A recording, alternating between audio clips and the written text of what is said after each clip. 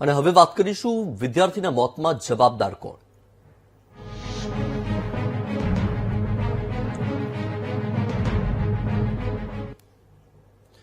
પ્રવાસમાં વિદ્યાર્થીના મોતને લઈને શિક્ષણ મંત્રીનું મૌન.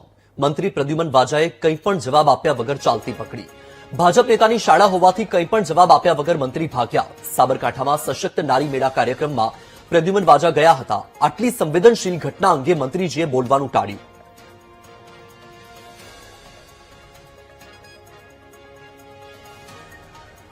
સ્કૂલ છે જે સ્કૂલની અંદર જે તંત્ર દ્વારા જે મોત થઈ છે બાળકો જવાબદાર કોણ છે સાહેબ?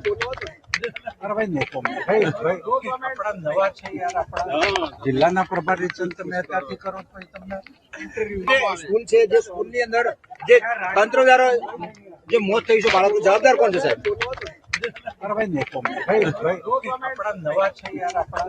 જિલ્લાના પ્રભારી ચંદ મહેતાથી કરો તો તમને સ્કૂલ છે જે સ્કૂલ રાજકોટની નવયુગ સ્કૂલના વિદ્યાર્થીના મોત મુદ્દે જિલ્લા શિક્ષણ અધિકારીનો પક્ષપાત. ઇન્ચાર્જ ડીઓ દીક્ષિત પટેલે શાળાનો લૂલો બચાવ કર્યો. શાળા પર કાર્યવાહી કરવાના બદલે શાળાનો પક્ષ લીધો. શિક્ષકોને બેજવાબદાર ગણવાના બદલે વિદ્યાર્થીઓ જાતે નાહવા પડ્યા હોવાનું કહ્યું. સ્વિમિંગ પુલમાં જવાનો કોઈ પ્લાન ન હોવા છતાં વિદ્યાર્થીઓ નાહવા ગયા હોવાની વાત કરી. તપાસ કમિટીના રિપોર્ટ પછી કાર્યવાહી કરવાનું ઇન્ચાર્જ ડીઓનું નિવેદન.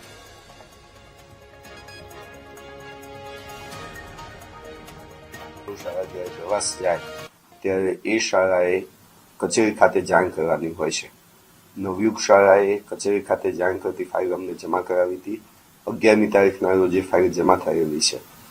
એ ફાઇલમાં મૂક્યા મુજબ 145 વિદ્યાર્થી અને 14 શિક્ષકો સાથેનો આ પ્રવાસ હતો, જેમાં સૌથી પ્રથમ સર સોમનાથ અને પછી સાસણનું દેવરિયા પાર્ક હતું.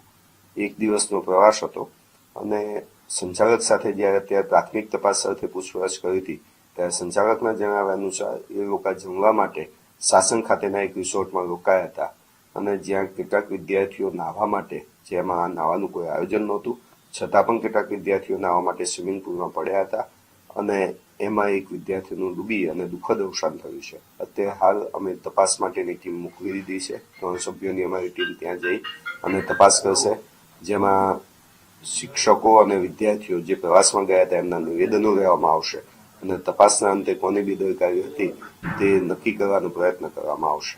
બાકી પોલીસ તપાસ અને પોલીસ કેસ નોંધાયેલો છે શાસન ખાતે.